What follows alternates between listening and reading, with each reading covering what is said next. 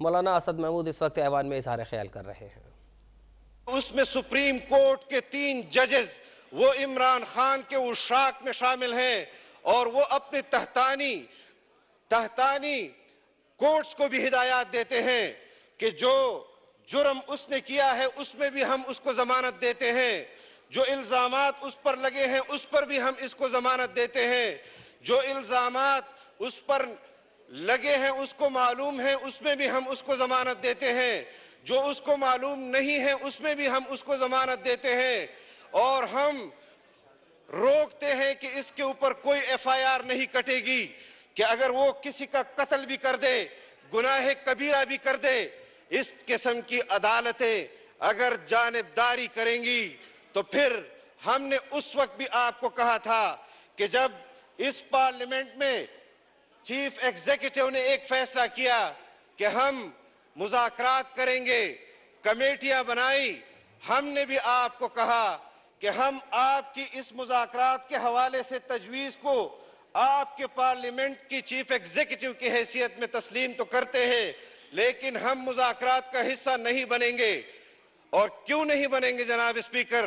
क्योंकि हमें मालूम था कि वो मुज़ाकरात के हवाले से इस पार्लियामेंट को सिर्फ इंगेज करना चाहती है। सुप्रीम कोर्ट के ये 3 जजेस ये पहले ही फैसला कर चुके हैं, ये पहले ही अपना लाहे अमल तय कर चुके हैं कि हमने एक इमरान खान को दोबारा इख्तिदार में आने के लिए उसकी राह को कैसे हमवार करना है। हम आज भी जानते हैं कि जनरल फैज के बाकियात और साकिब निसार के बाकियात इस निज़ाम के अंदर मौजूद हैं, लेकिन हम कोई गैर आईनी इकदाम नहीं करेंगे क्योंकि हम खुद आईन की पासदारी के हवाले से अलम हमेशा हमने बुलंद किया होता है। हमें मालूम था कि इमरान खान को धांधली के जरिए यहां पार्लियामेंट में पाकिस्तान पर मुसल्लत किया गया, लेकिन हमने उसको फिर भी आईनी तरीके से हटाया। हम आज भी अपने आईन की अमलदारी के लिए खड़े हैं, आज भी हम कानून की हुक्मरानी के लिए खड़े हैं और सिर्फ ये नहीं कि आईन जहां हमें डिक्टेट करेगा हम वहां पर आईन पर अमलदारी करेंगे और कानून जहां हमारी तरफ मुतवज्जे होगा हम सिर्फ वहां पर कानून के सामने अपना सर झुकाएंगे। बल्कि अगर आईन इमरान खान की तरफ मुतवज्जे होगा और वो सर नहीं झुकाएगा, हम उसका सर आईन के सामने झुका कर दिखाएंगे, हम उसका सर कानून के सामने झुका कर दिखाएंगे। इस तरह एकतरफा फैसले और जो आप कहें कि आपके पास वो मनसब है कि जहां पर आप ये बात कर सकते हैं कि मेरे फैसला आखिरी फैसला होगा। आपने 63A के हवाले से भी आईन रीराइट किया, आपने एक फैसला दिया, आपने आपके इदारों ने उसको तस्लीम किया। चंद दिन बाद आपको जरूरत पेश हुई कि वो फैसला तो मेरे ख्वाहिशात की तकमील नहीं कर रहा, आपने 63A के फैसले को दोबारा रीराइट किया। आज उस फैसले के खिलाफ भी आपकी अदालत में पिटीशन है, वो तो आप नहीं देख रहे क्योंकि आपको वक्ती जरूरत थी और उस वक्त आपने उसकी आड़ में फैसले दिए जिसकी वजह से मुल्क के अंदर आज बहरान है, आज पंजाब के अंदर बहरान है, आज खैबर पख्तूनख्वा के अंदर बहरान है, आज बलोचिस्तान के अंदर बहरान है, आज पूरे मुल्क के अंदर बहरान है। मैं इन 3 चीफ जस्टिस और उनके रुफका साहिबान को ये कहता हूं कि ये हार आपके गले का तमगा है कि जो आज पाकिस्तान को माशी बदहाली, सियासी बदहाली से दो चार होना पड़ा। हमने उस वक्त भी ऐवान में कहा था और आपकी मौजूदगी में ऑन द रिकॉर्ड कहा था कि मुज़ाकरात पर हमारी नजर होगी। अगर इस मुज़ाकरात से कोई गलत नताइज निकालना चाहेगा तो हम भी अपने फैसले कर चुके हैं। उनके फैसले तो ऑडियोज के लीक से हमें पहले पता चल जाते हैं। जनाब स्पीकर, आज आप जानते हैं कि आपके पार्लियामेंट की करारदादों के हवाले से, आपकी कानून साजी के हवाले से सुप्रीम कोर्ट के सामने कौम ने अपनी अवामी अदालत लगा दी है और ये अवामी अदालत इस सुप्रीम कोर्ट के इन 3 जजेस के खिलाफ अपना तफसीली फैसला सुप्रीम कोर्ट के दरवाजे पर सुनाएगी। और जब तक हम उस फैसले की तफसीलात जारी न कर दें और उस फैसले पर अमल दरामद न करवा दें, तब तक इंशाअल्लाह पाकिस्तानी कौम वो इस सुप्रीम कोर्ट के बाहर खड़ी रहेगी। और पूरे मुल्क में 22 करोड़ अवाम अगर इस आईन और कानून के तहत अपनी जिंदगी गुजारेंगे तो सुप्रीम कोर्ट के ये 3 जजेस भी पाबंद हैं कि वो आईन और कानून के तहत अपनी जिंदगी गुजारेंगे। यहाँ पर जंगल का कानून नहीं है कि आप कौम को हाँकते रहे और कौम जाती रहेगी। पार्लियामेंट अपने इस खुदमुख्तारी का एक मर कर चुकी है, बालादस्ती का इजहार कर चुकी है, करारदादों के जरिए अपनी हुज्जतें तमाम कर चुकी है। आप कभी भी पाकिस्तान की पार्लियामेंट को कानून साजी से नहीं रोक सकते।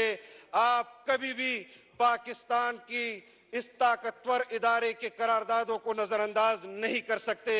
आज भी हम कह रहे हैं, होश के नाखून लें।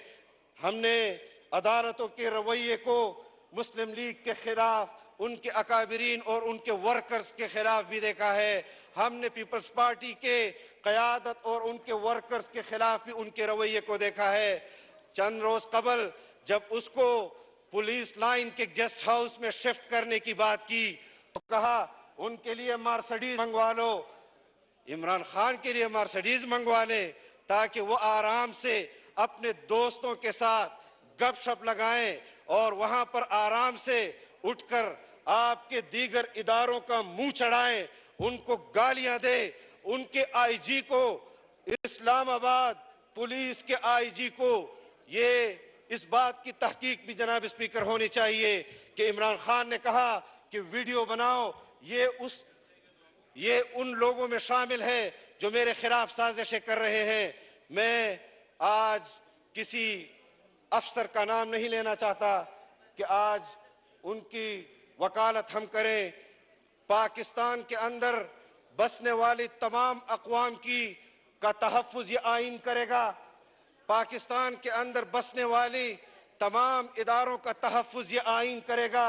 अगर कोई शख्स अपने आप को आइन से मावरा समझता है तो फिर वो सुन ले कि जमीयत उलमा इस्लाम और पाकिस्तान की ये पार्लियामेंट अपना किरदार अदा करती रहेगी, मैदान अमल में रहेगी और आपको पाकिस्तान की आइन पर अमल दरामद करके दिखाएगी, कानून पर अमल दरामद करके दिखाएगी।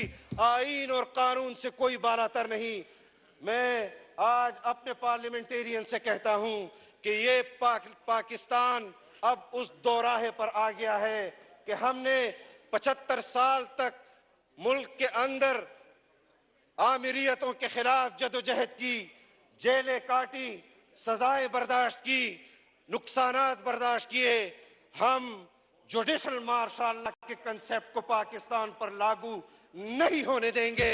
हम इसको जुडिशल मार्शल लॉ से ताबीर करते हैं जनाब स्पीकर। अगर वो अपने आप को पाकिस्तान के आईन, पाकिस्तान के कानून से बालातर समझते हैं, हम जहां इस पार्लियामेंट का उसके साथ वफादारी का हल्फ उठाते हैं और फिर कौम के हुकूक का तहफ़्फ़ुज़ करते हैं, कौम से भी मैं वादा करता हूं कि आपके हर हक का तहफ़्फ़ुज़ ये पार्लियामेंट करेगी और आपके शाना बशाना आपके मुस्तकबिल के लिए लड़ती रहेगी।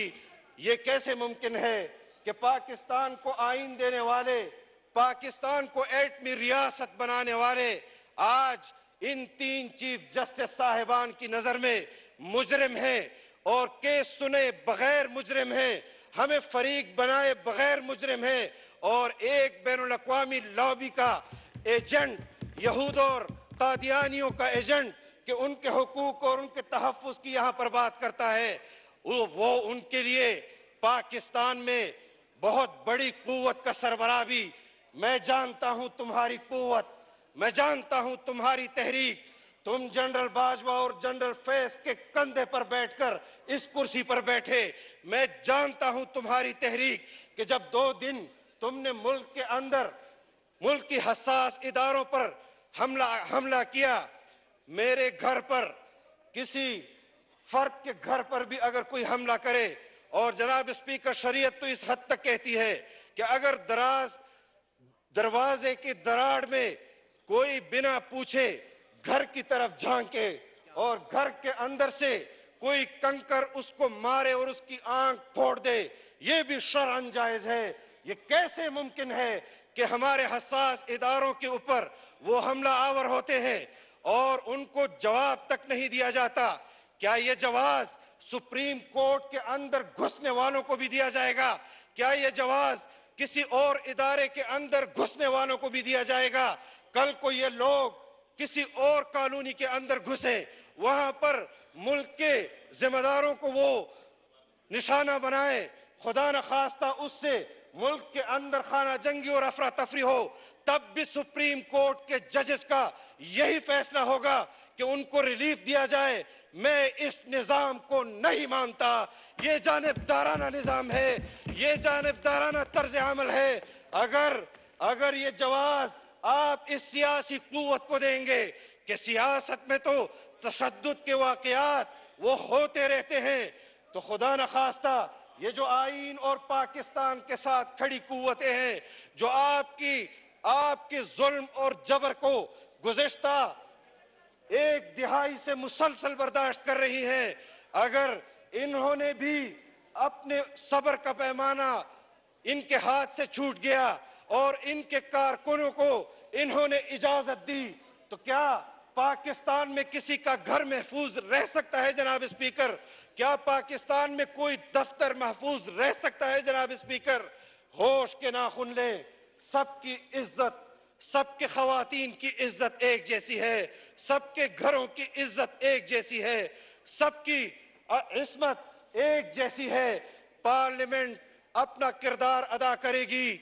और मैं आपसे भी जनाब स्पीकर एक गिला करता हूं, जब ये सूरत हाल बन रही थी, यहां तमाम पार्टियों ने आपको कहा कि सुप्रीम कोर्ट के इन 3 जजेस के खिलाफ पार्लियामेंट करारदाद पास कर चुकी है और ये 3 जजेस बाज नहीं आ रहे, पार्लियामेंट की कानून साजी को भी रोक रहे हैं, यकतरफा फैसले भी इमरान खान के हक में दे रहे हैं।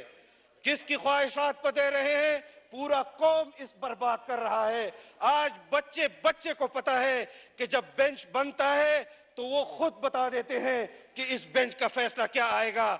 ये आईन, ये कानून आपको, इसके साथ आपने हल्फ उठाया है? खुदा न खास्ता लोगों के सब्र का, लोगों के मुल्क के साथ वफादारी का इम्तिहान न लें कि आप जो चाहे मर्जी करते रहे, आप जो चाहे वो हो जाए, क्योंकि आप एक जिम्मेदार पोस्ट पर बैठे हैं। और वो तहरीक जनाब स्पीकर खत्म हो चुकी थी, वो तहरीक खत्म हो चुकी थी। बलवाइयों को पैसे देकर उनके कुछ पार्टी के रहनुमा, उनकी सरबराही में उन्होंने ये हमले करवाए। जब उनको गिरफ्तार किया गया, मुल्क के अंदर अमन व अमान की सूरत हाल बहाल की गई। 48 घंटों के अंदर जनाब स्पीकर ये 3 जजेस आए और उस मुर्दा लाश में फिर रूह फूंकने की कोशिश की। लेकिन ये मुर्दा लाश है, ये सियासी लिहाज से मुर्दा लाश है जनाब स्पीकर। सुप्रीम कोर्ट के ये 3 जजेस इस मुर्दा लाश में दोबारा रूह नहीं फूंक सकते। और हम बताएंगे कि आप कैसे सियासी फैसला करते हैं। और अगर आपको सियासत का शौक है जनाब स्पीकर, अगर किसी इदारे में बैठे हुए इमरान खान के हवारियों को सियासत का शौक है, अपने मनसब से उतरकर मैदान अमल में आए, सियासी मैदान में मुकाबला करें। दूध का दूध और पानी का पानी हो जाएगा। साकिब निसार ने भी फैसले दिए, साकिब निसार ने भी फैसले दिए। अपने पेशराओं से कुछ सीख लो कि उसकी 2 टके की इज्जत इस कौम में नहीं है। तुमने भी कुछ माह के बाद इसी कौम के अंदर आना है। खुदारा इस मुल्क पर रहम करो, खुदारा इस आइन पर रहम करो। इस मुल्क को 25 साल तक आइन नहीं मिला, और जब मिला तब उस आइन पर तसलसल के साथ हमले हुए। लेकिन एक ऐसा इदारा जो अदल व इंसाफ का अलमबरदार हो, जिसको इस आइन ने जिम्मेदारी दी हो कि आपने अदल का पैमाना बराबर रखना है, आपने इंसाफ का पैमाना बरकरार रखना है, उसमें आप अपने सामने पेश होने वाले मुल्जिम को कहते हो गुड टू सी यू, और जाते वक्त कहते हैं बेस्ट ऑफ लक। यह किरदार है अदल का। शरीयत क्या कहती है? शरीयत कहती है कि अगर काजी की अदालत में कोई पेश हो, उनके साथ बात करने का लहजा भी दोनों फरीक के साथ एक जैसा हो, उनके सामने बैठने का तरीका भी एक जैसा हो, और दोनों की तरफ देखने का अंदाज भी एक जैसा हो। यहां पर हमें कहते हैं आपको नहीं सुनेंगे, और उसको कहते हैं गुड टू सी यू। ये अदालत है। हम अगर आइन के साथ पाबंद हैं जनाब स्पीकर, हम अगर आइन से वफादारी का हल्फ उठाते हैं, तो इसका मतलब यह नहीं कि आइन से वफादारी का हल्फ का इतलाक सिर्फ हम पर होगा। आइन से वफादारी का इतलाक इन 3 जस्टिस साहिबान पर भी होगा। कानून के इतलाक का वो इन 3 जस्टिस साहिबान पर भी होगा। आपने पूरी कौम को गाली दी है, इसका ऐसे अंदाज में फैसला कि अगर 17 तारीख तक ये कत्ल भी करे तो इस पर मुकदमा दायर नहीं होगा, अगर ये गुनाह कबीरा भी करे तो इस पर मुकदमा दायर नहीं होगा। ये कैसी अदालत है जनाब स्पीकर? कौन है इतना ताकतवर कि जो आपके आइन को चैलेंज करे, जो आपके कानून को चैलेंज करे? हम आपके जरिए इस ऐवान को आज सिर्फ इब्तिदा कर रहे हैं। अदालत कौम ने सुप्रीम कोर्ट के सामने लगा दी है। आज से वो अपने फैसला सुनाने का आगाज भी कर रही है, और जब तक हम अपना फैसला मुकम्मल तौर पर सुना न दें और उस पर अमल दरामद करवा न ले, तब तक हमारी ये जदोजहद जारी रहेगी। हम पार्लियामेंट के साथ खड़े रहेंगे, हम पार्लियामेंट की करारदादों के साथ खड़े रहेंगे, हम आइन की तहफ़्फ़ुज़, कानून की हुक्मरानी के लिए आखिरी हद तक खड़े रहेंगे। हमें अपनी जानों का नजराना भी पेश करना पड़ा, इस कौम पर अपनी जानें भी कुर्बान कर देंगे। व आखिर दावाना अनिल हम्दुलिल्लाहि रब्बिल आलमीन। जनाब जमीयत उलमा इस्लाम फ़े के मरकज़ी रहनुमा और वफाकी वज़ीर मवासलात मौलाना असद महमूद ऐवान में इज़हार ख़याल कर रहे थे। उनका कहना था कि ख्वाजा मोहम्मद आसिफ ने मुल्क में जारी सियासी हालात पर लबकुशाई की। ख्वाजा आसिफ के ऐवान से मुतालबे की तायद करता हूँ। पार्लियामेंट के साय में सुप्रीम कोर्ट के फ़ैसलों से हालात यहाँ तक पहुँचे। कौन सा इदारा है जिस पर वो हमला आवर नहीं हुए? क्या ये लोग अपने आप को कलमा गो